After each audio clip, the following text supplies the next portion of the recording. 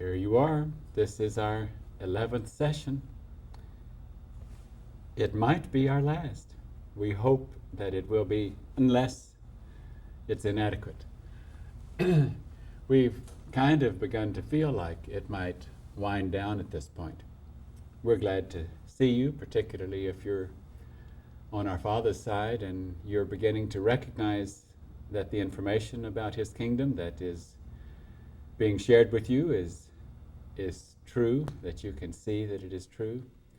If that's happening, then we're happy for what you're beginning to feel, because we can know that at that point that you're recognizing that you are very possibly a son of His. I can't even imagine that you would begin to recognize it if that possibility is not there for you. So we earlier, as we came into this, in preparation for this session, I told the crew here that during the morning hours and as I was getting my bath, that I received information that I would consider to be our punchline of this whole series, or the finale of this series. And so I'm excited about giving it to you, but I'm also not going to give it to us right now, because I'm going to use it as something to help us move quickly with our little questions as we proceed. I'm happy to introduce to you today the teleprompters that are going to help us in this, and Star on my left is going to assist with with questions and as a teleprompter, as is Destin on my right, and we welcome them to this project. Let's just get right on and see how quickly we can move. So Star, why don't you tell me what's first on our list of questions? Is there a detox time that affects the clarity of head? A detox time for clarity of head. There certainly is, and let's try to explain that to you. In the same way that if you've been on a drunk and you're really intoxicated, you really don't have clarity of head, you don't know what you're doing, you can't really think very straight until that begins to wane from your system, till it starts to get out of your chemistry.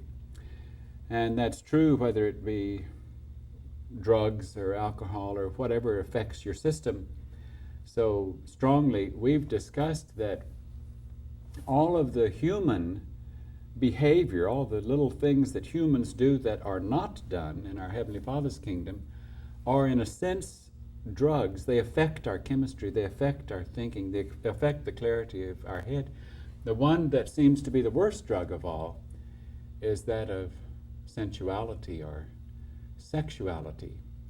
That even though that humans are unaware of it putting them in a drunken condition, and are certainly unaware that there is a detox period or a withdrawal period, our experience is that we can very clearly see, and because we have all experienced what an effect it has on interfering with our detox or our clarity of head.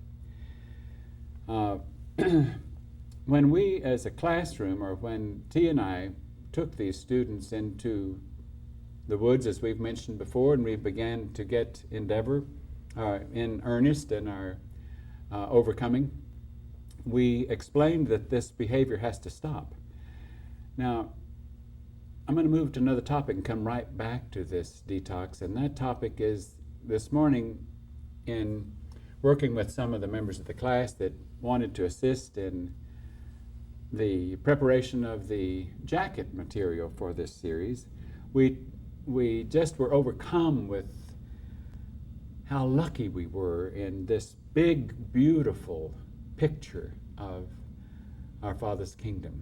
The picture that has been given to us, the information that piece by piece forms a puzzle and a giant picture that tells us so much about our Father's kingdom, so much about the human kingdom, and even other aspects of His creation, But most of all, it tells us that for one reason only, and it's for the purpose of assisting potential graduates from the human kingdom into our Father's kingdom. It explains how that is done and gives the specific step-by-step instructions and disciplines that must be employed to make that transition. And we've noticed how, as we take instruction and how we apply instructions and procedures, that so frequently we say, well, that makes a lot of sense. Because we've recognized that all of this picture makes a lot of sense. But it doesn't. Now let's go back to detox. It doesn't necessarily make a lot of sense if we aren't really sober. And if we can't be sober until we have had some time behind us away from those things that change our consciousness and keep our consciousness on them, let's talk a moment about how sensuality and sexuality is such a drug.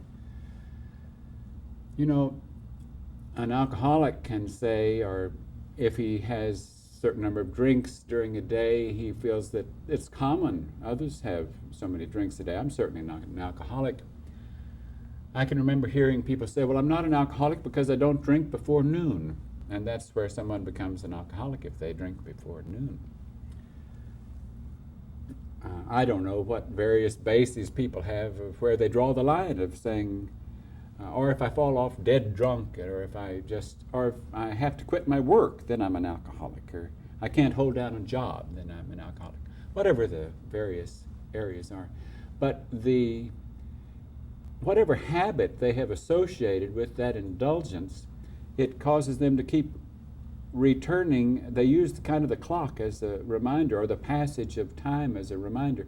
In alcohol, if someone's used to having a drink after their lunch, or one in the cocktails in the evening before they have their evening meal, and they miss that time, then something says, whoops, I missed that time.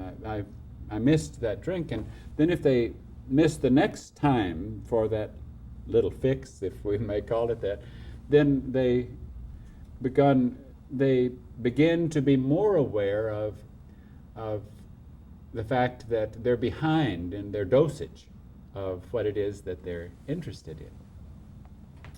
In sexuality as a drug, it's the same way.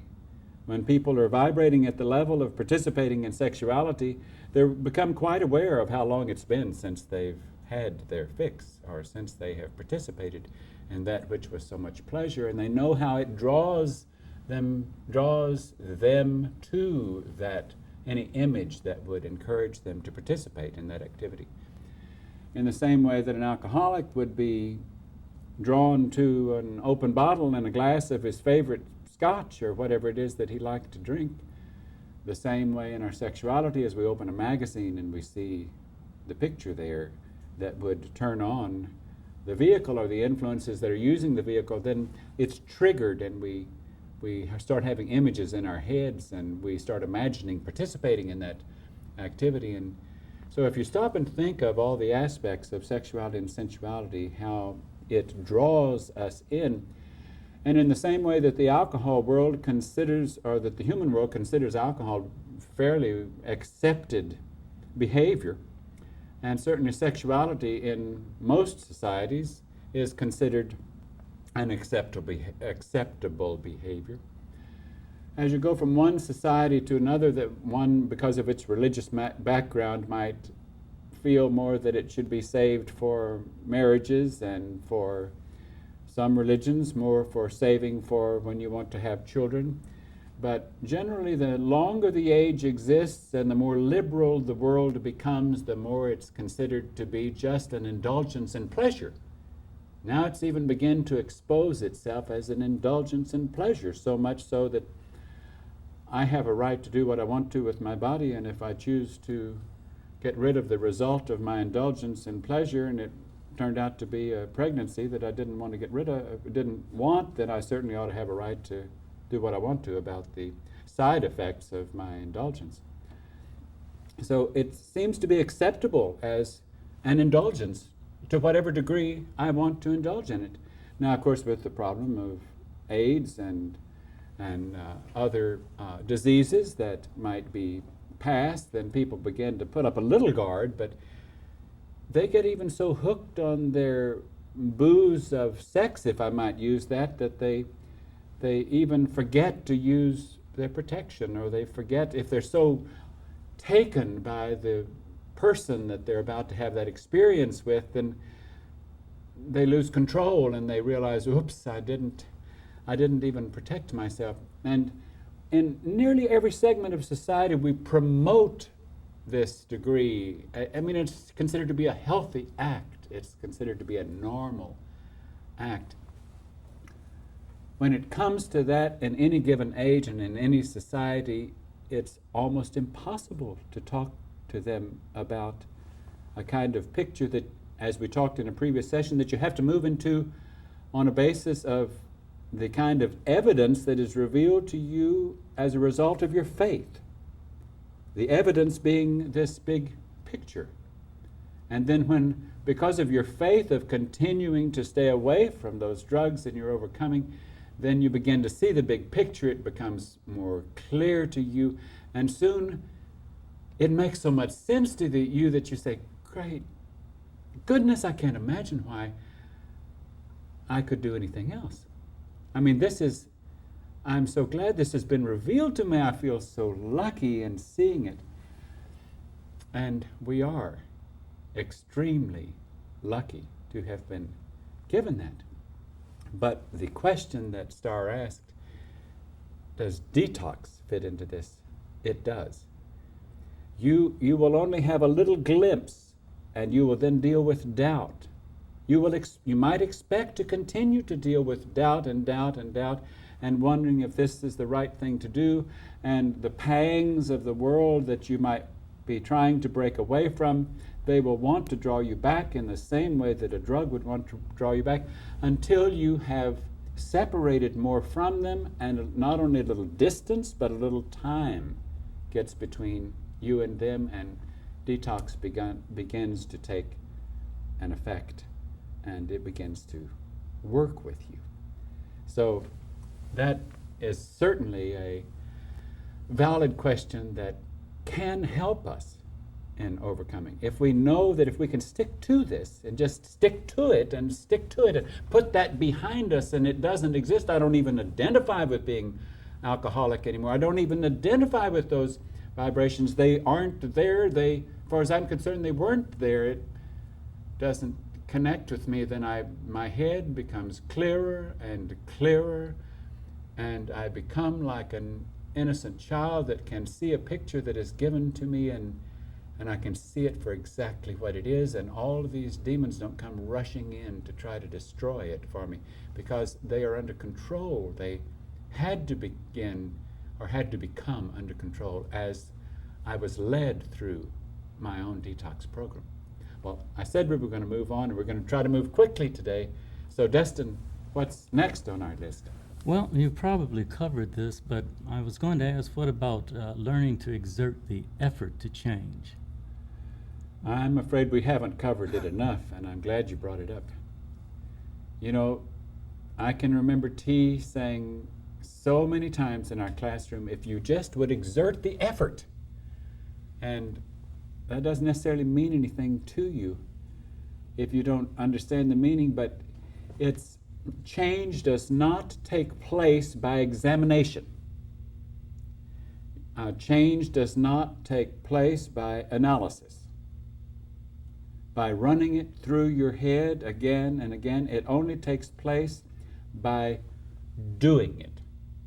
By actually, like if you're on a procedure or you're at a lesson plan where you are to stop something, the quicker you can get past examining it on how you're going to do it and you start doing it, then change begins to take place. But so many times, particularly in the human world, we talk about it, we examine it, and a lot of times that's all we really wanted to do was just examine it and talk about it and philosophize on it and write books on it, and it was a neat idea. But no change took place. I'm the same person that I was before I wrote the book. Just had a lot of neat thoughts. When we're changing from the human kingdom into our Father's kingdom, we lose our identity a number of times along the way. We become a different individual, a different individual, and a different individual. And I'm certain that, it could have certain drawbacks.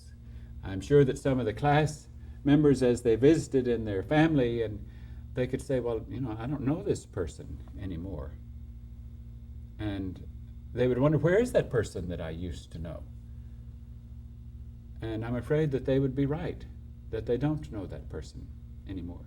Now, sometimes they'll try to pretend to be that person if that's what they're looking for, but even it becomes pretty obvious when you're pretending and you realize something's different here about this individual. And the more we change, the more difficult it becomes for us to identify with those who put us in the position of what they used to remember us to be.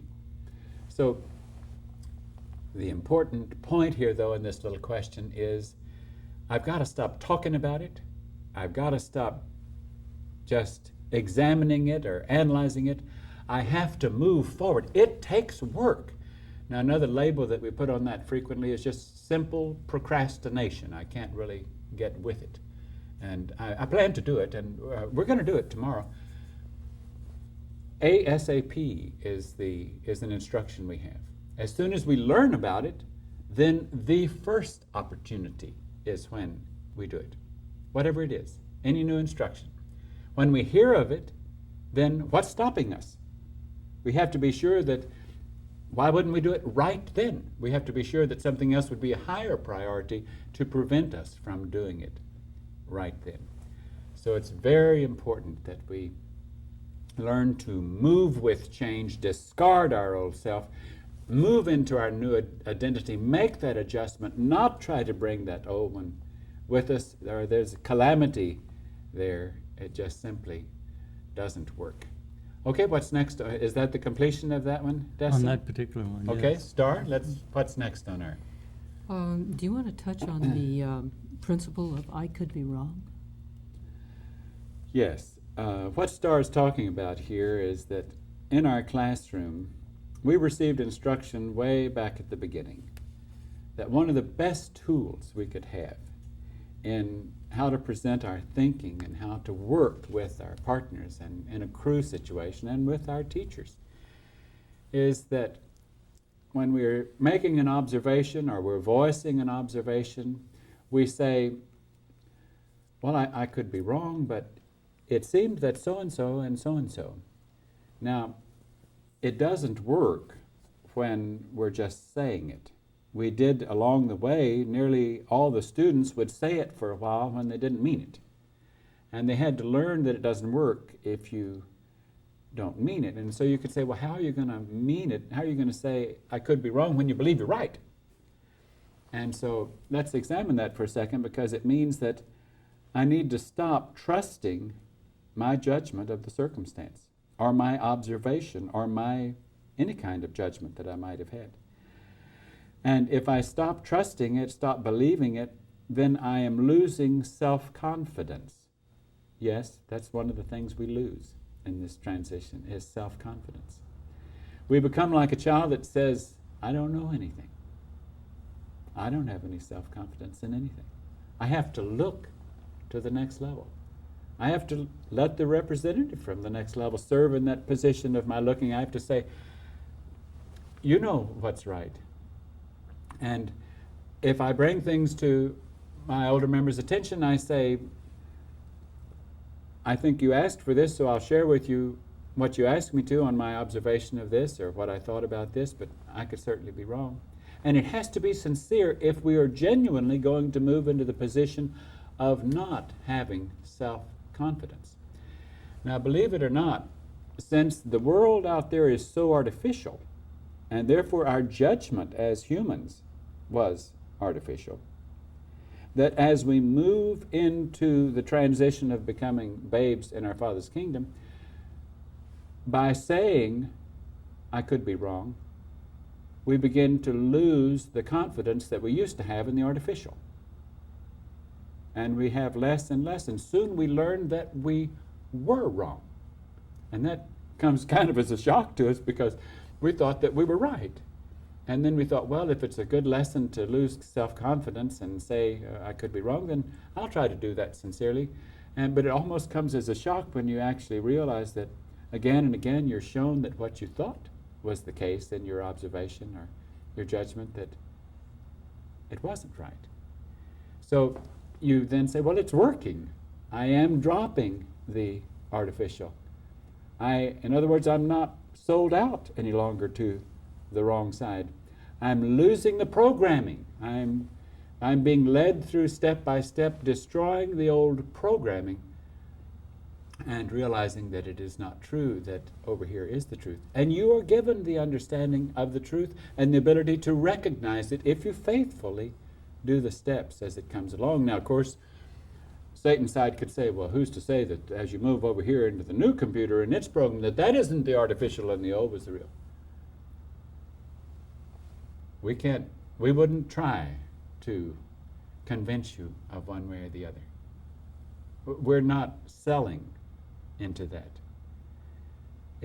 But what we have been given to move into, we wouldn't trade for what we had, for anything. That is, those who have stuck to it faithfully long enough to make that transition, to do enough detoxing, to lose enough self-confidence, to move into that position of looking at that picture and saying, that makes a lot of sense. And then they start working harder at breaking away from those habits that they used to have and moving into a new identity and moving into a new identity.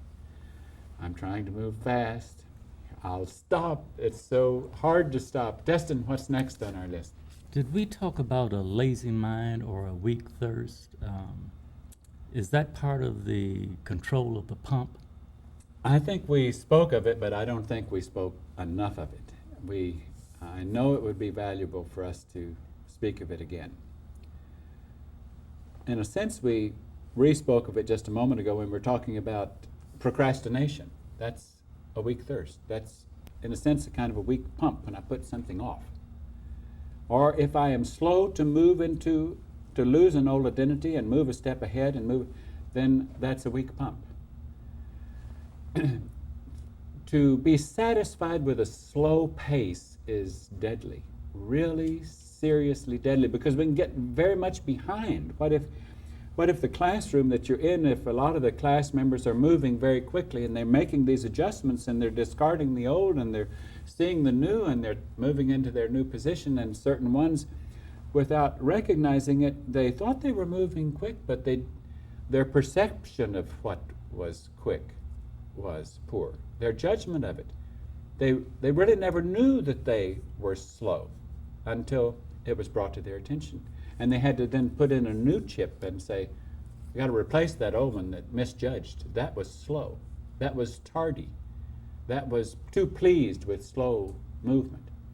Lethargy is a very sinful item, if we can put it in that context. And it's difficult to get beyond it. It's difficult to be eager and quick. But when we change into the habit, there are certain habits in our Father's kingdom that pay off. I mean, we're not changing all habits for no habit. There are certain habits that pay off.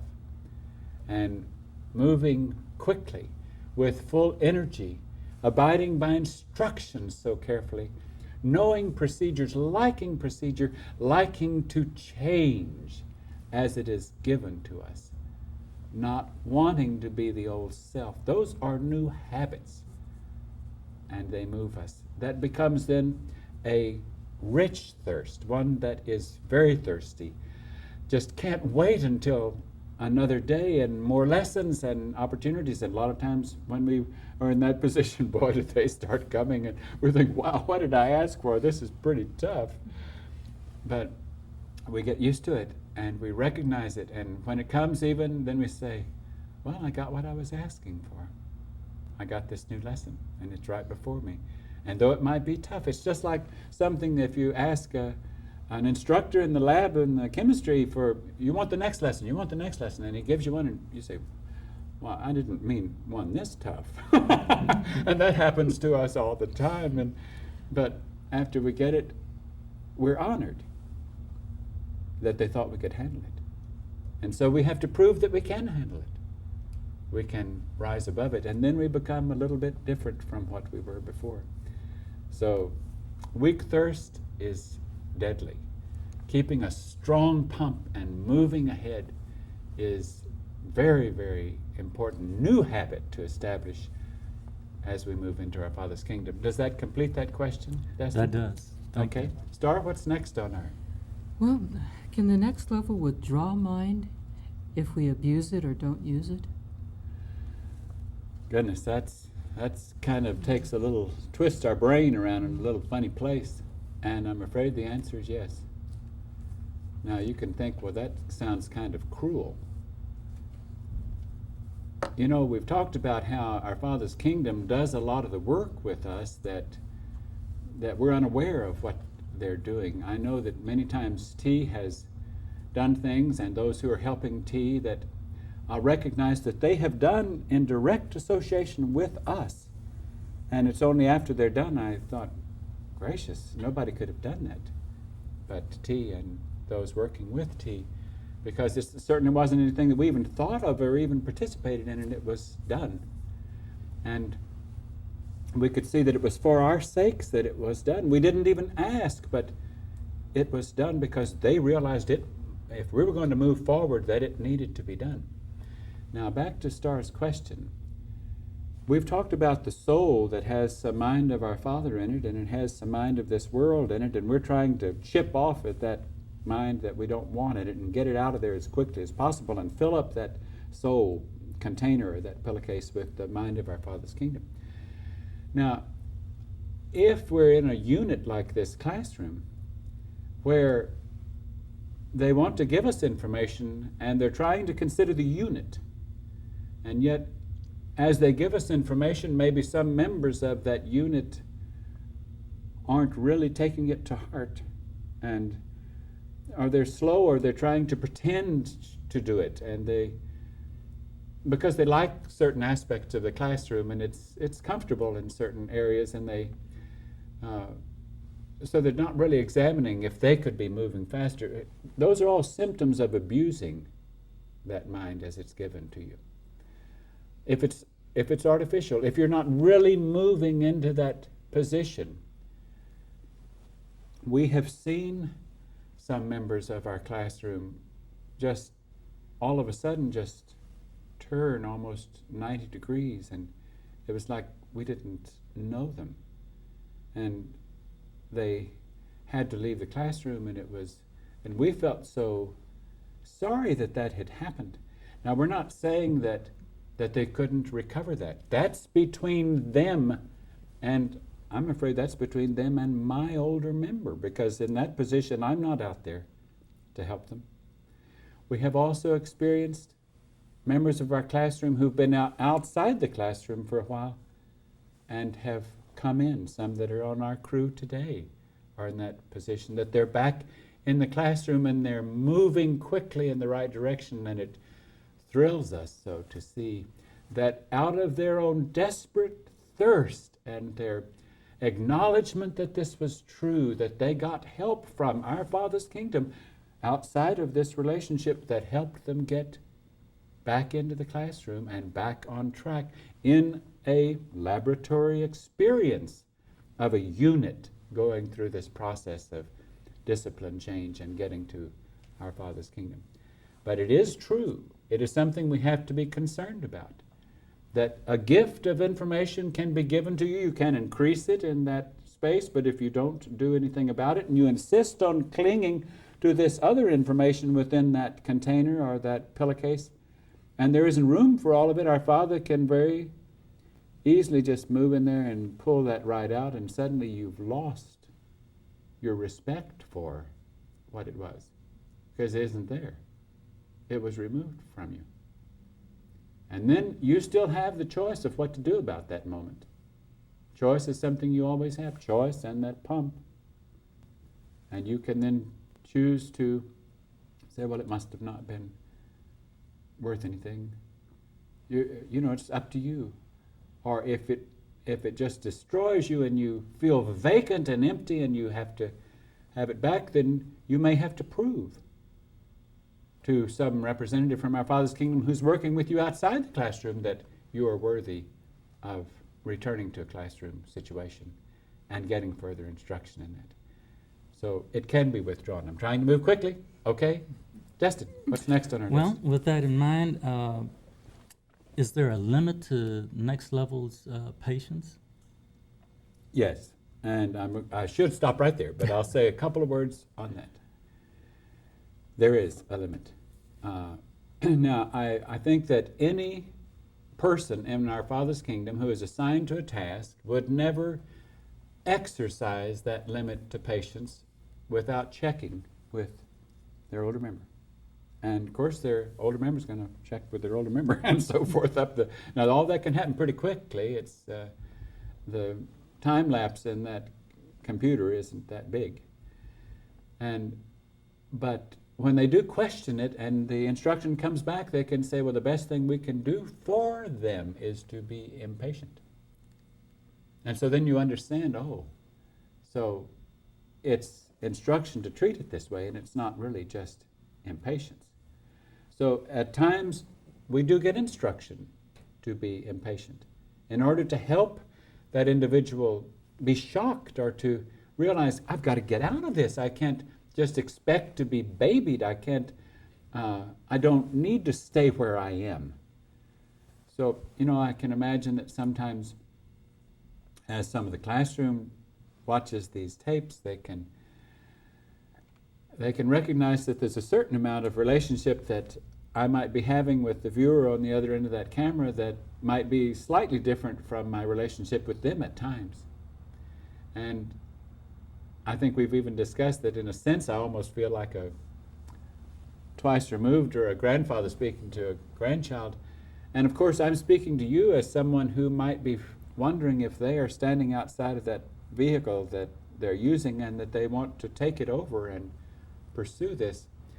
And since we are given the task of trying to give that to you, and since we're so eager for you to participate in it, for it to become yours, then we are influenced by that. Now, of course, when I'm dealing with one of these students in a particular area, I might come on a little stronger if I have instruction to do so, and I might be pretty direct and right to the point, because I'm assuming that they're on solid ground. They have chosen this. They're doing what they want to do.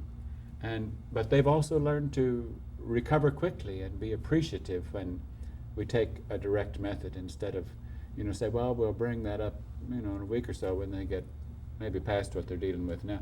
We don't have a timetable that can handle that. We deal with things immediately. I don't know if we said it clearly in previous sessions, but at one time within the classroom, we even agreed that we would expose things that we have permitted in our mind, or some activity that we've done with it. We would make a vow to our partner and to the rest of our class that we would expose it that day, that we would not go down in our bunk without having acknowledged it, exposed it, and having gotten past it, because we recognized how things can compound so easily, and I can become more and more separate if I let things mount and don't expose things. So that's a part of our procedure. What's next on our list? Star? Well, could you give us some examples of tasks or activities in our Father's kingdom? You mentioned radio signals. That's a good one. I'm glad we brought that up. We don't have a lot of knowledge of the activities that go on in our Father's kingdom. And we have little tiny glimpses of what might go on, but we don't know the particulars too well. And I think it's good that they I suspect that the reason that they don't let us know the particulars about that is we'd probably go around so pleased with it that we'd boast about it, and that wouldn't be appropriate.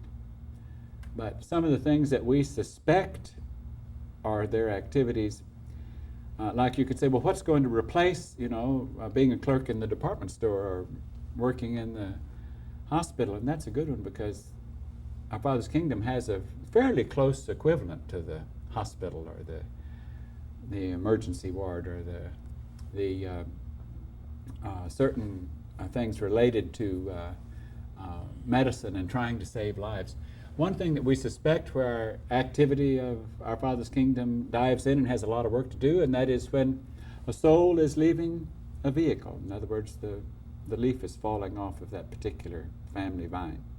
And that soul then is lifted out of that vehicle for that period of time. And we feel that it is an action of our Father's kingdom if that soul has any significant relationship to our Father's kingdom. In other words, depends upon what is in that soul, what degree of that soul is made up of goodness or mind from our Father's kingdom. Now, we don't know where they draw the line. We don't know. I mean, they may even participate in handling these souls and helping them get from one fallen leaf to the next potential new leaf, or coming through the womb so that they take a new vehicle. We don't know where they draw that line, but we do feel very strongly that one of the activities of our Father's kingdom is helping souls be released from a vehicle and take possession of another one or move into another one. Now, we've got to mention here just for a moment that how would another one qualify? That other one has to qualify in order to have a match for all of the things that soul was hooked on in its previous leaf. This new leaf has to have the potential for all of those things, because what it hasn't overcome, it's going to have to overcome. So that soul doesn't get to go out of the body and be clean and free just because it got to die, so to speak. Of course, it didn't get to die. Just the vehicle withered and fell off the branch. So this is, we feel, is definitely an activity of our Father's kingdom. We feel that our Father's kingdom, like Starr mentioned, what about radio signals? You know, the British Broadcasting Company, or what are the names of some of these other free, Radio Free Europe, or what's that? Voice of America. Voice of America. Yes, these signals that are sent out, kind of propaganda in a sense, that are sent out over the air, and people who have their radios, be it shortwave or what, those signals are actually sent out. Now, our Father's kingdom and even Satan's kingdom, they have realistically, with our brains, they can send out radio signals on frequencies that humans do not have the capacity to even perceive. Now, some humans, we've read some books where some humans have actually been advanced in their laboratory experiments with computers and oscillators, and have actually learned some frequencies where they felt like they could pick up transmissions from space aliens or from other camps. We feel that the way these radio signals work is quite different from this camp over here. Satan's camp, Lucifer's camp, their propaganda is going 24 hours a day, 7 days a week on just about every channel on the band, or every band on the dial. Our Father's kingdom is, it's hard to find the bands. It takes effort to find the bands. And when you find the band, it's silent. Why? Because it says, ask and you receive. On those other bands, you don't have to ask anything. It's all comes free. It's just right there. It's just knocking you down, and you turn to every channel and you get a lot more than you asked for, and you hear just about the same thing on every channel. If you stay on that channel long enough, you'll hear the same information on all the channels. And you find our Fathers and you wonder, oh, could that be from God, or could that be from whatever your terminology is that might identify your relationship to our Father's kingdom? And it waits for you to ask, and then it sends you a radio signal. And that's the way it is. And they kind of help to give you clues by it, because in the scripture they say, be still and to know that I am God. In other words, it's be quiet. And that if there's some mind of God in you, it will kind of stir and it will kind of coax you into saying, why don't you ask? Why don't you ask? And so then you, which is the chooser, can say, what about so-and-so? What about so-and-so? And then the answers begin to come. Not necessarily the answers to the questions that you asked. They are ultimately the answers, but they may not be the answers that you're expecting. But it's a very good analogy to realize that. I said something that could be questioned. You could say, well, that little inner voice says, what about asking? I almost want to erase that, because it is not the way in our Father's kingdom to ever be the aggressor. It's because you possess, by your choices, you possess that amount of mind of our Father's kingdom that translated in your head, I wonder if I shouldn't ask. I wonder if this could be my Father speaking to me in this situation. This happened to me and I don't understand it. So maybe I should ask, is this some of your doing? So the radio signals is not only a good analogy, it is realistic. They send those signals out. They have that connection with our brains, with the literal space that we occupy. They can speak to us in that way. And so what we try to do is learn how to use the radio. It takes a long time to get a good orientation on how to use that radio in the right ways, because that radio still has all those dials. You don't want to hear all those signals on, and you have to learn how to flip past them fast enough that you don't hear any words from them and you're not affected by them, and how to get to those silent ones and then have a relationship with our Father's kingdom in that way. But it works. So that's another illustration of activities of our Father's kingdom. And of course, one big activity of our Father's kingdom that we haven't talked about much is there is a strong possibility that what can happen at the end of an age is new to all the souls, all the humans that are alive during that age, and they would have no evidence of it. We might have discussed this for a moment. They would have no evidence of it because they have no books that say this has ever happened before. In other words, this is an activity where they come in from away from the planet, or even from out of bases, and they have all kinds of things to do in harvesting at the end of the age that no one's expecting it, because it's been wiped from their memory. If they were in that age before where it happened, then it's clearly wiped. We don't know if they were or not. But that is also a big activity. As gardeners helpers from our Father's kingdom, all the little aspect, whether it's soil samples or checking on souls as they move from here to there, and they migrate from here to there as they're in the process of breaking away from their ties, and watching them even as they move from one country to another, or one career to another, they begin to realize this isn't what I thought I was looking for. And the closer they get and the more they drop, then the more attention they get from our Father's kingdom as far as monitoring and helping answer their requests or their questions as it comes through the radio signal. That gives us a little picture. Let's move ahead. Who's next? I Destin? think I was. Well, that certainly covers what can happen to a soul at the point of losing its vehicle, but I was wondering, what are some of the conditions a soul can be in during its incarnations? Between the Oh, incarnations. that's a good question. Okay. It certainly isn't right to think that as a vehicle is lost, and as a soul leaves that vehicle, that then all those souls just go afloat out there and become discarnates. And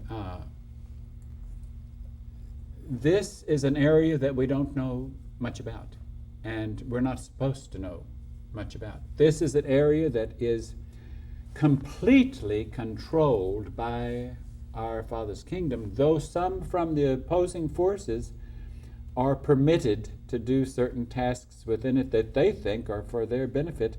And in a sense, if they're garbage removers, it is for the benefit then even of our Father's kingdom, if you can follow that logic. But some souls might be taken out and put aside and left in the cellar, kind of or a fridge or an icebox in the freezer, in a dormant condition until an appropriate time comes. Let's say that some souls might have possibly, this is just to clarify the analogy, some souls might have possibly in a previous time in this age, or maybe even the age before, we don't know all these details, that souls might have reached in their overcoming. They might have gotten a whole lot of things off their checklist and things that they had to overcome, but there was just a few things, and those things weren't going to come up again until a certain time, and our Father's kingdom knew when that time would be. Then wouldn't it make sense that those souls then would be taken out and left in a dormant state until that time? And in other words, they're kind of asleep. And Jesus kind of tried to illustrate that as he spoke of death of the vehicle as asleep. Oh, I'm afraid I have to bring up something I'll try to get rid of quickly, but as we listened to yesterday's tapes and we talked about how Jesus, at the condition of experiencing what was considered to be death in payment for the debt of the sins of those that gave him their notes, even though that was not really death, because certainly his soul didn't die. It was only the vehicle that was affected. It was their interpretation of what death was.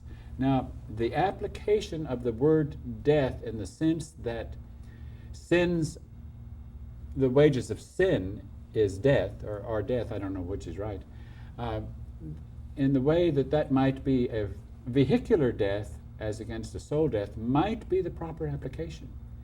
Because the reason that humans continue to have to lose vehicles, the reasons they continue to be perishable and corruptible, is because of their sin.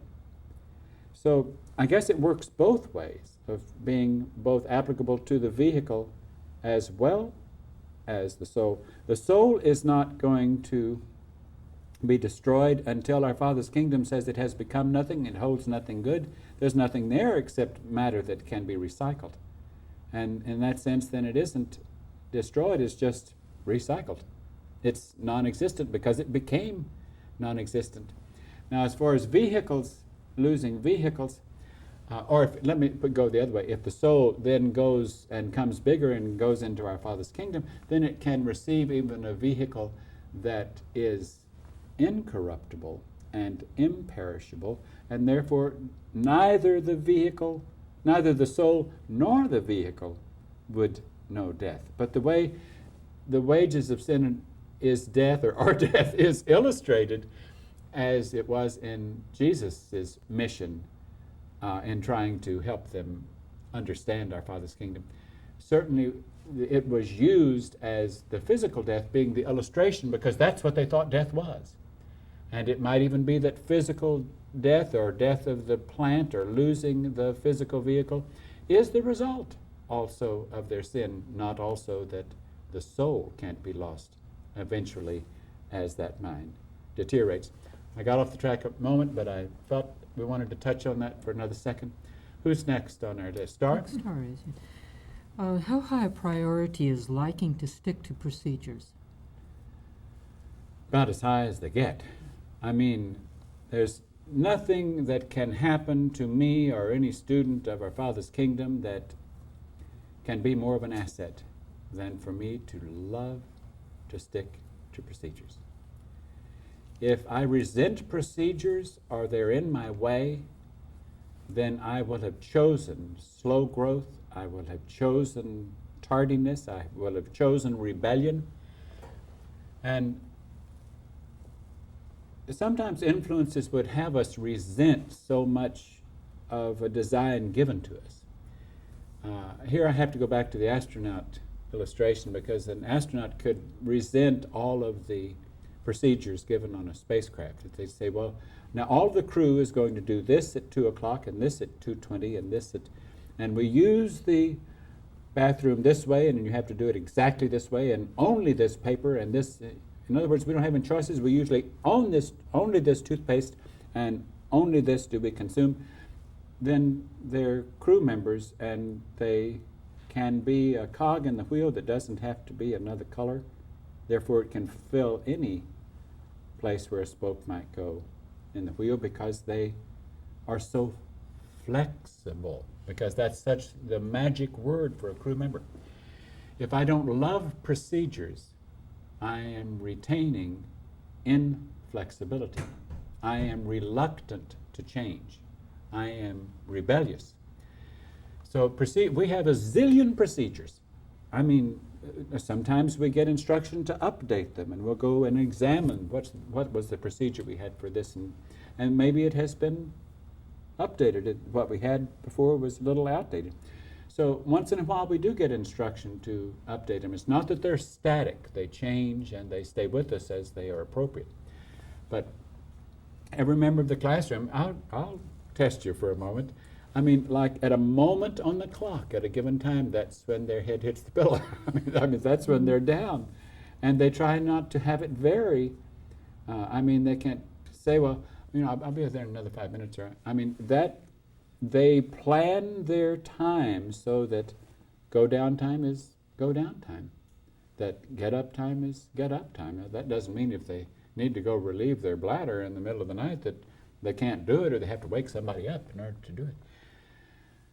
But we have procedures that help us demonstrate our crewdom or our crewness or our identity as a crew member instead of as individuals that want the little freedom of doing this a little differently. Now, it's true that one vehicle that might be a little smaller might consume a little less than another vehicle, or depending upon how the way terms we use is high spenders. Vehicles that are high spenders of energy or fuel might need to consume a little bit more fuel, so they have to adjust their consuming some to adapt. And sometimes we would say this item on the menu and this item would have so many cups of this or so many half cups of this, except for weight gainers might have this or this. And so that's the way we receive procedures. And you say, good night, this is structured. Yes, it's structured. And I love it. And it's not that I enjoy being the instrument of giving out these procedures, but these students love it. They've seen the value. It does not restrict them. It frees them. But you have to have been there to know what we're talking about. Otherwise, you can easily doubt it. It liberates them. You'll have to learn that if you come this way. What's next on our list? Destin? Is there a lesson in mimicking or copying our older member? Boy, we're hitting all the things that can run people away, aren't we? Oh, goodness. Mimicking or copying our older member. Boy, does that put your older member on the spot. Yes, there is. I can remember when T would see a class member copying someone else, and T would say, if you want to copy somebody, why don't you copy me? And a human could hear that, and she was saying that in reference to herself. Now, a human could hear that and say, good night, who does she think she is? And yet she was saying it as an older member. She was saying, I'm your older member. I'm someone that hopefully has followed my older member enough that if I have those things in place in my behavior, then you would have only to gain by doing what I do. Not that she's bragging or saying, look at me, I'm such a perfect individual, and if you follow me, you'll be so perfect.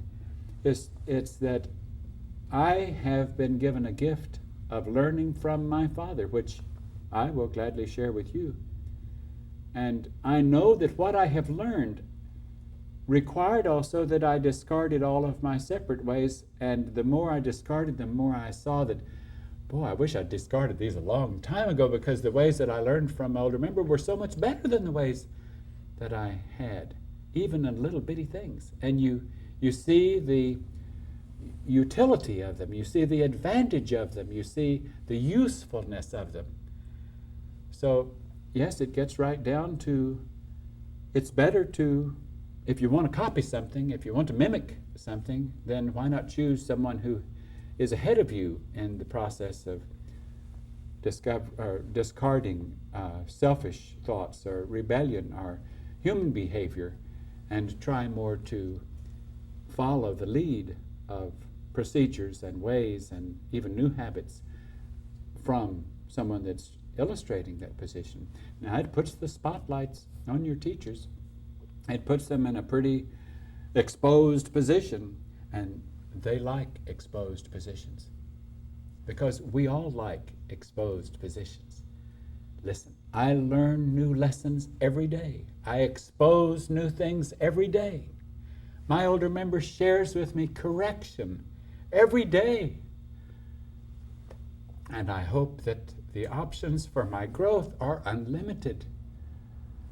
If you think that anyone in our Father's kingdom has arrived, you are under a misconception. Certainly not from their point of view. Each one of the members of our Father's kingdom only relates to themselves as being the youngest member, and they look at everything above them as where they're going. And therefore, they have everything ahead of them. They don't think, well, I've gotten, boy, look where I've gotten, I'm up here. They from their perspective, if they're serving some students or they're trying to help some students, that's almost a side issue, because still, even that task of serving those students is a part of mimicking your older member, learning from your older member who has served in that capacity before, and you haven't. Therefore, if you don't constantly ask your older member, you're going to get off track, because they're the ones that have the experience, they're the ones that have received the instruction, and they're the ones assigned to giving you the instruction. The member of the crew just stepped up with a 2-minute sign for this session, and I'm going to ignore it, and we're going to proceed and just continue until we have covered these things on our list. Who's next? Is Star? I think Star was it. What about someone who's too old or too young to start the process?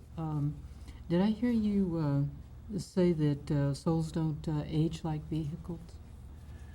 Well, that's a double-barrel question, but someone who's too old or too young, of course, in order to ask that question, she has to be talking about vehicles, not souls. And whether or not, the question, we'll come right back to that, but whether or not souls age only in the sense that if a soul goes in one direction, it can eventually become nothing and therefore die. If it goes into another direction and goes into our Father's house, it gets into an ageless condition. That as long as it sustains its position, it can get into our Father's kingdom and still be corruptible. It can still go the wrong way like Lucifer did. So the potential of choice exists even in our Father's kingdom, and it can lose its agelessness. It can then have to do all kinds of artificial things to try to maintain it, and it might lose vehicles and have to take other ones, just like they do it in the human kingdom, which isn't the case in our Father's kingdom. Now, what was the front part of that question again, Star? Well, it's what about someone who's too old or too young to start the process? Too old or too young as far as a vehicle is concerned. I believe that our Father's kingdom has, in all fairness, to any soul that is deserving of any information that has a timetable on it, that our Father's kingdom sees that that soul is in an age vehicle or a vehicle that can receive that information. If that soul is in, even hypothetically, if that soul is in a young vehicle that might be too young for this experience, or the individual might worry because they're about to lose their vehicle, and they have a lot of our Father's mind in them, and our Father's certainly not going to consider them waste, then they would be put aside until they have this opportunity to do it again. So in that, but if you take this information with the idea, oh, so I'll get this chance again, then that gets a bad mark on your readout, because that's not the way we proceed closer to our Father. We don't then make the choice of putting off what we could do in relationship to moving closer to our Father. But in order to help us understand that our Father is very fair, our Father's kingdom is very fair as they relate to souls, that they would never be so unfair as to have a deserving soul miss out just because of the age of the vehicle that it might be wearing, that it would either receive it at another time or let one of the other influences take over that vehicle, and it would then take over a vehicle that was the right age. Now, this might be a little hard to comprehend, but the possibility exists that a soul could be relating to a vehicle, and our Father's kingdom, who only has the right to do this, even though Lucy tries to do it all the time, take over vehicles and shove them out where they don't, where that vehicle doesn't belong to them. Our Father's kingdom, who does have the right to it, could actually take a soul out of a vehicle, let other souls take it over. It would continue to live, and the people who knew it would say, "What happened to that child or that old person?" Because that's not the same person any longer. And then that soul would then move into another vehicle that was still healthy mentally or of age enough that, and suddenly the ones who were identifying that vehicle would say, "What in the world happened to that person? They're changed. What is all this preoccupation with this overcoming the world, or their religious being born again, whatever it is that happens, has happened to them?" So it can happen in a number of ways. There's nothing to fear as far as age of vehicle, whether it be too young or too old. Our Father's kingdom takes care of that. That's part of their activities. Destin, what's next? Well, I was wondering, what about some of the prophecies, like the 144,000, Uh-oh. raptures, incarnations? Goodness alive, I can see why this might be the wrap-up meeting, because we're going to get into things that are really going to be able to throw arrows at us. If we say much about them, maybe we just shouldn't say anything. Oh, goodness. And the only thing that has been shared with us, and I don't know how accurate it is, but we'll share a little bit with you, is that as far as 144,000 is concerned, whether or not that's an accurate number or means anything, I certainly don't know. It may be. How that works, I wouldn't know if it was an accurate number. As far as who it represents, if it does in fact represent those overcomers, then I'm afraid that that number then applies either realistically or symbolically to you who are about to overcome, you who are about at this end of this age to move into our Father's kingdom. Now, as far as raptures are concerned, there's a lot of debate as to whether or not a rapture even exists, and what is a rapture, and some say, well, that only happens after you've taken a spiritual body. But what is a spiritual body? If you have gone with the spirit or the mind of our Father's kingdom and you have been lifted out of the world, and some interpretation of rapture is lifted out. I don't know if this is true or not. It doesn't really matter. It isn't significant to us. It's no basis for our allegiance to our task. And it shouldn't be to you. And if you can think of it in that light and just simply be amused by it, because we're not trying to lock in on what we're doing with fulfillment of the prophecies in the book of Revelation or Isaiah or any place else or Daniel. But to me, just for fun in association, when we got the instruction to take the class out of the world, lifted them literally out of the world, went into isolation. Nobody could find them. They didn't exist as far as the world was concerned. And even if they took a job once in a while to bring in a few sticks to try to buy some hamburgers or whatever it was, they didn't relate to anybody in the world. They only went to that job, went right back to their isolation. And that remained that way for all these years. And if anybody has been lifted out or kept separate from the world for the time that they received their overcoming, if that word can symbolically apply to anyone, I certainly don't know why it wouldn't apply to our class. So if there's a first rapture in that sense, then I can't imagine that that hasn't been or isn't applicable to our class. Like I said, it doesn't mean anything to us. We don't count on it. It doesn't motivate us. And in the same sense, if there's such thing as a second rapture, which is more important to us now, the possibility of that, because that would be you. That would be you moving into your own monastery, you in your own overcoming, your total separateness, your insistence upon not relating to the human world. Now, in the same way, a couple of other terms in prophecy that are referred to so much as first resurrection, second resurrection, they're just other terms for in our head of the same thing. Because if the soul has come into life, if the soul has moved into a vehicle and has taken over that vehicle, and that soul itself is incorruptible and imperishable, whether it loses the vehicle or not, then it has resurrected. It has moved back into life a bit at a time. And that has happened certainly to the class that is ahead for those who might follow in their path if they receive this information. And even though this touches my heart to talk about this, and it touches my heart for your sake, it's like, again, I have to say that we're not going to go out and try to invite more arrows being shot at us and more daggers thrown our way on the basis of fulfillment of prophecy. We do not know the accuracy of this. We find it amusing. You know, one time T and I went into a place because we were so moved because we thought we were going out to tell the truth about the kingdom of heaven and how to get from here to there.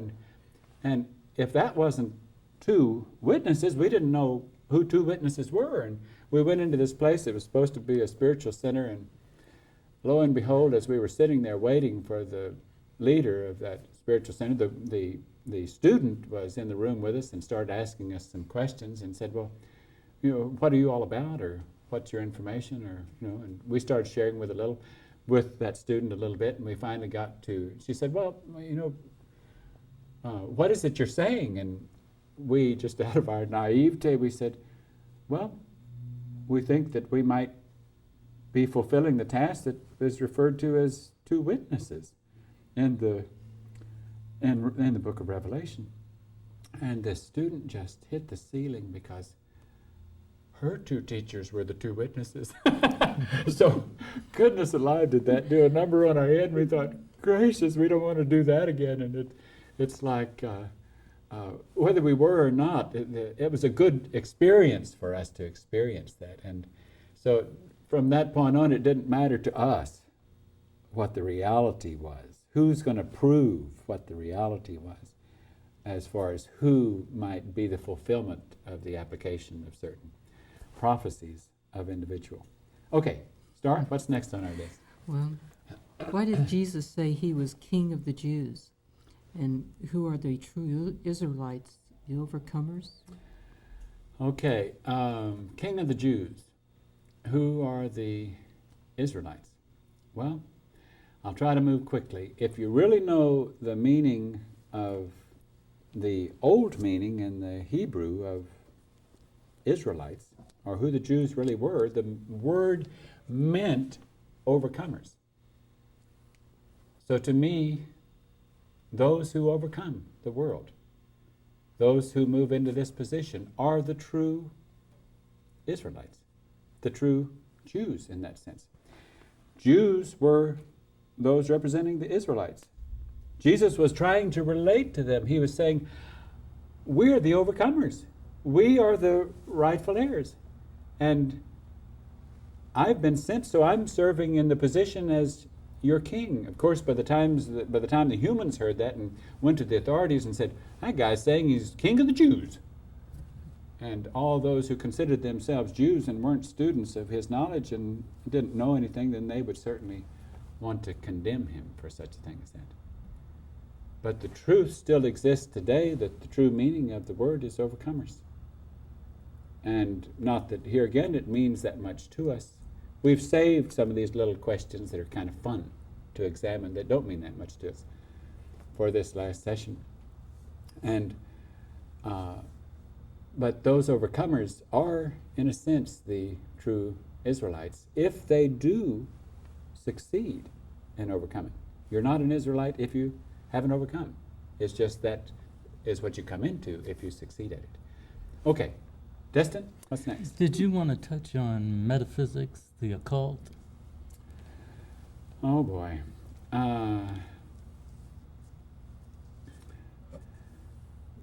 Metaphysics and the occult, well, I have to say a couple of little things here.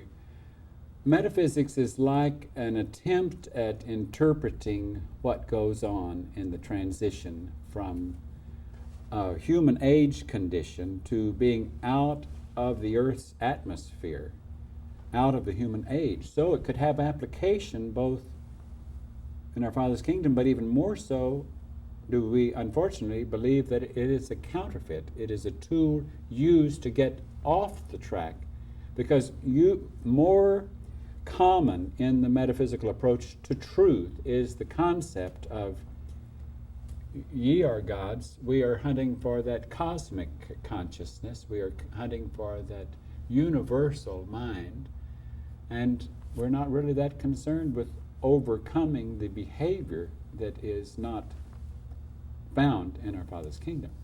So in that sense, it's counterfeit, both metaphysical and the occult. Now, there's one thing that I have to mention here. The people say about little movements that happen, they say, they're the occult. Or, the only real meaning of the word occult is hidden. That's all it really means. And so, unfortunately, that if people tried to derogatorily apply that to us, our information has been hidden, but now it is being exposed.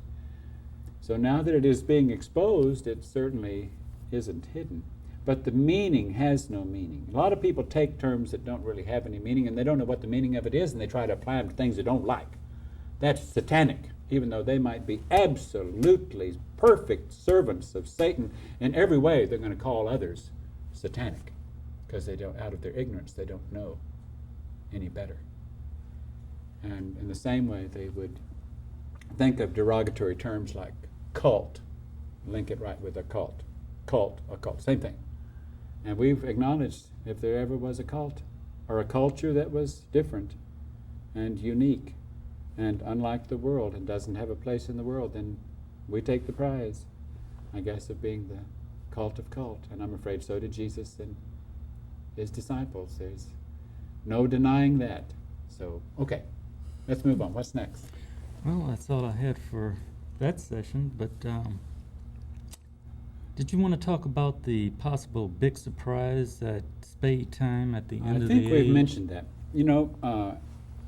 Star, do you see something else on there? Well, it was just... I'm trying to push us forward. Right. It was just at the end of the age or the end of the age activities. Yes, I realized that when Destin started mentioning that. I think I'm not going to mention that anymore. What else is on there, Destin? What about the importance of mobility, short rentals? Okay, that's an important point that we missed in talking to people as they try to prepare themselves a little bit. We left that out when we were talking about the practical aspects of moving out of your world, indebtedness and charge cards and that kind of thing. If you are starting to move in the direction of your own monastic situation, then, and as all of us do that, as anyone does that and tries to do the applications right now and here in a realistic terminology to what's it going to take for me to get from here to there, then we have to move into a very mobile condition where we can pick up at any moment. We can follow instruction as it is given to us. We can't say, well, I can do that if you just give me 2 weeks or if you just give me 4 weeks. Therefore, we'll get our belongings down to necessities and then whittle at them and whittle at them and then get down to necessities, then whittle at them and whittle at them because our judgment of necessities. Now, some might go to an extreme and walk out the door with what they have on their vehicle, and then it becomes somebody else's responsibility to have them wearing something that isn't stinking to the high heavens. So that doesn't work too well either. We have to be practical and not just go to extremes. But we do need to cut our excess down, our possessions down, so that we have real mobility. If some forms of mobility are to have an RV or something like that, or to be in an apartment or a house that has a very short term, by the week or by the month, hopefully at the most, so that you wouldn't lose money or lose much money if you left prior to the completion of that month. Certainly not a long-term lease and then just having to pick up and leave. In this world, it's hard to find where they will rent something pleasant to you on a short term, and yet you have to work hard to find something that's short term, or either work hard trying to convince them to rent to you on a short term and that you will take care of it and it wouldn't be a waste of their money and effort. You might even do improvements on it for the short term that you're there in order to interest them in letting you stay there. Lodging has become too expensive to rent place like in a hotel or motel for the most part, on a temporary basis or a short-term basis. But realistically, we have to get down to these little nitty-gritty things. Okay, what else is on our list? Star? Well, is it right that the soul that was in a human can serve humans better from a kingdom level above them? This question came up because it seemed to help some of the students a lot. When I think on our last tape we were talking a little bit about how a dog who relates to a human is moving out of his dog world and only wants to connect with the human world. Now, in the same respect, a dog can't learn much from other dogs. He can learn from humans if he's moving up, if that soul can move up in that respect. Wouldn't it also be true that if I'm moving into my Father's kingdom, that I can't continue to live in the world? I have to move into my Father's kingdom in the same way. I have to isolate, not participate in that world. I have to isolate only with members of my Father's kingdom. That can help, because some can say, well, goodness, how can you justify not continuing with humanitarian acts and charitable acts and taking a responsible position in your community? The same parallel would exist. Well, how can the dog not be a good dog and a good example for his dogs, for the other dogs in that community, and try to raise their standard? That's fine. That's exactly what he should do until the time that he is reaching for more. Then he leaves those dogs, he migrates to the human, and he starts on the process of trying to please only them. Same true in human relationship to our Father's kingdom. What's next on our list? Well, did you want to discuss something about race? Oh, well, it's funny that you should ask. Destin asking a question like that. You know, Destin had to go through recognizing that he could, in a sense, be the only racist in our classroom at times when he was dealing with wondering if everybody else might be a racist. Can you see that if he has a consciousness of thinking that others could be prejudiced against him, then he is prejudiced about his imagination of their prejudice. He is the one then has color consciousness. And that influence would have him think that if people are coming down on me, or if they're singling me out, or if everybody's bringing up things that I need to work on, then could it have some bearing to the fact that my skin is a different color? And certainly influences would have him try to think in that way. And he recognized that here, as influences would like to have him recognize others as maybe being racist or maybe having prejudice, that he was the only one who he had evidence of being racist in a sense, because race consciousness is racist. It's so ridiculous for any minority group to want equal time, want no inhibiting factors placed upon them, whether it be gays or women's rights or other races, and yet they are the ones by their mere preaching that insist on that consciousness. If I am a black person that is insisting on black rights, then I am the racist. I am reminding you that I am black. I cannot overcome racism, nor can anybody who I'm dealing with overcoming racism until I literally become colorblind. And the same thing in dealing with differences of other types, until I become blind to those other types. Then I lose any prejudice. If I sustain any consciousness of that kind of prejudice, then I become the instigator of prejudice. So it doesn't make a bit of sense. We have to become colorblind. Listen, in our Father's hothouse, the plants have got all kinds of colors. And He likes them all.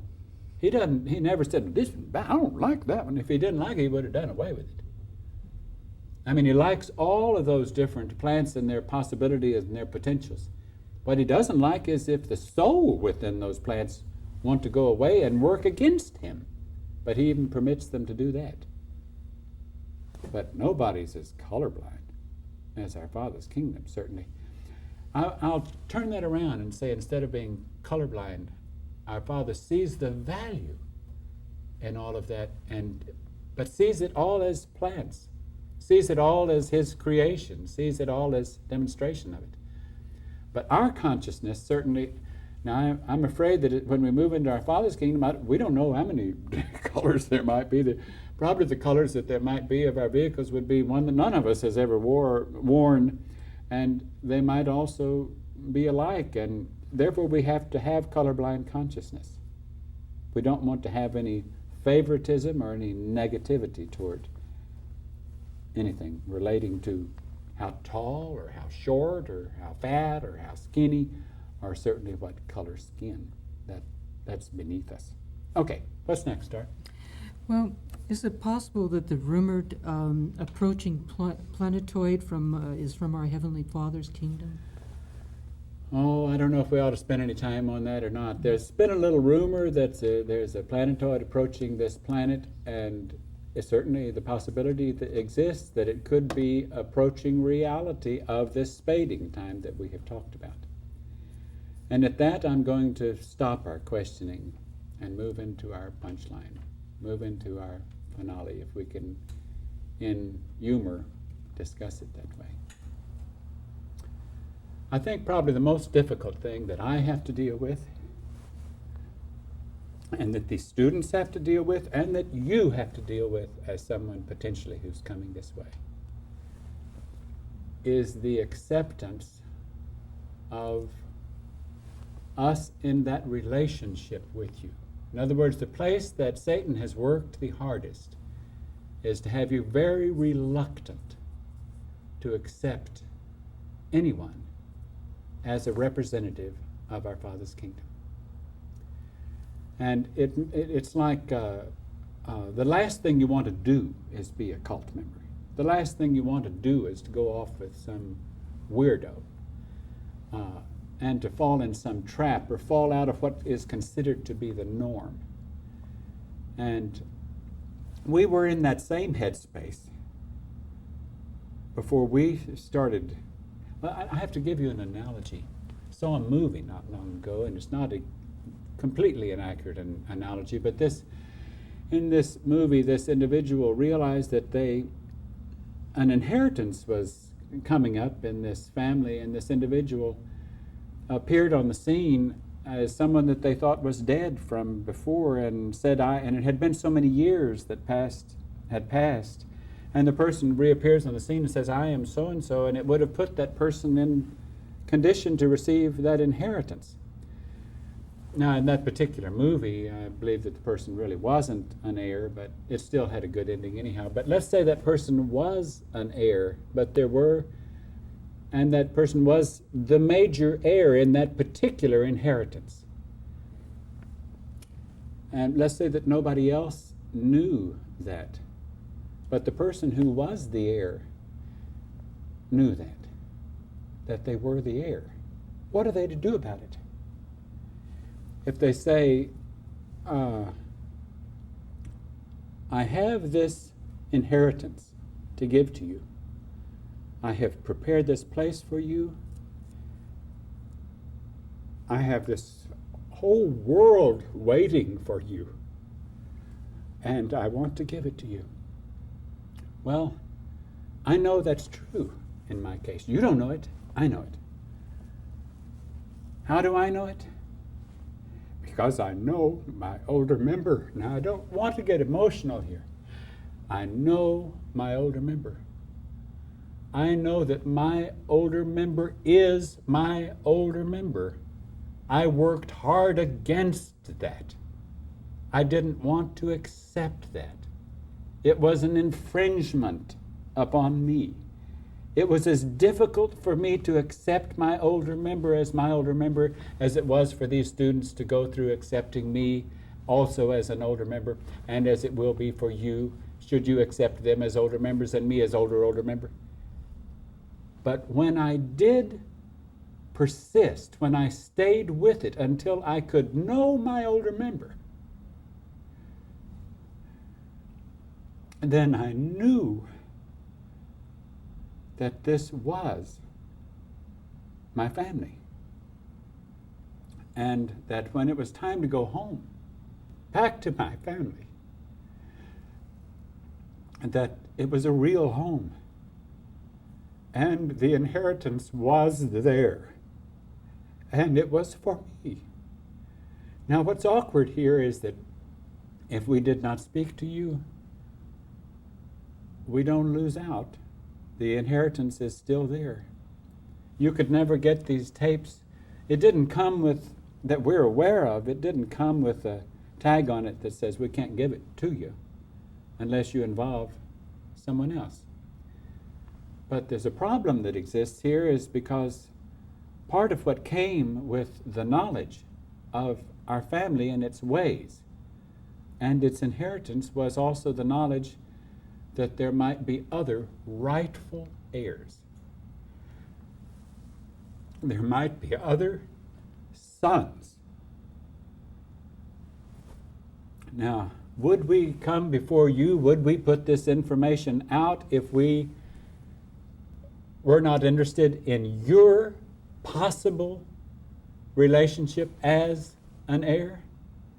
What have we to gain by putting it out? For any other reasons. We have ridicule, blasphemy, scorn, everything. We have nothing to gain by putting this out.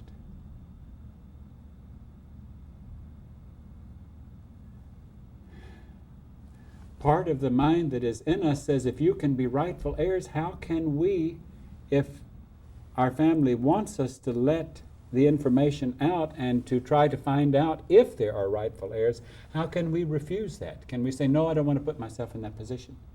I don't want to accept that jeopardy. Therefore, I must accept that I am an heir if I'm to offer any of that kingdom to other heirs. They must accept that. Now, if you're going to be an heir, you have to, unfortunately, be put in the position of accepting that relationship through someone who delivers the little message that says, here's, it's like Publishers Clearinghouse as they issue out the who's going to be the $10 million winner. Except this is zillion times more valuable than that. We know that the truth we're saying to you is true. You don't know it. We can't expect you to know it. You're still looking at it. You're still examining it. You can know it. You can know it swiftly with our help, but you have to accept the helpers. Now, the faster that you can lick the rebellion and run away the doubt and take those steps, the sooner you move into your own sobriety, the sooner you see that picture, because that picture, in a sense, is our proof. We know it. It's like we've been delivered a certificate that says, proof to us of our Father's house, of our place in it, of our inheritance.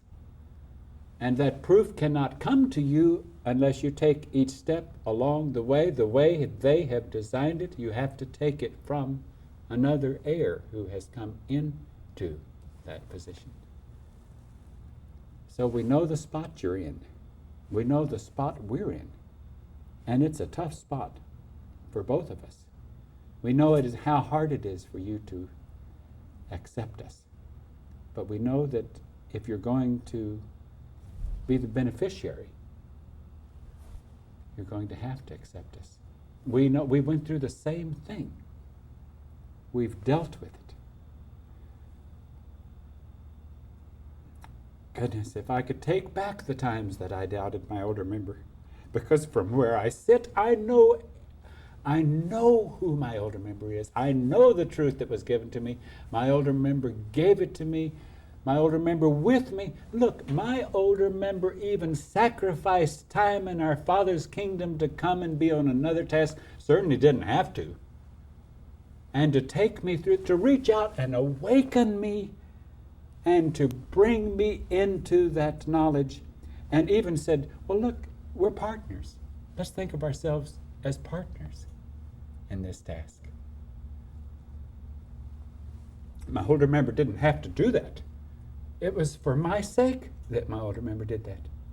And then when it was time for my older member to move into position, always where it would be more lessons for me, for my sake, to experience my older member dropping a vehicle, moving back into that kingdom, and having to relate to my older member in a different manner, then it was for my sake and for these students' sake and for your sake.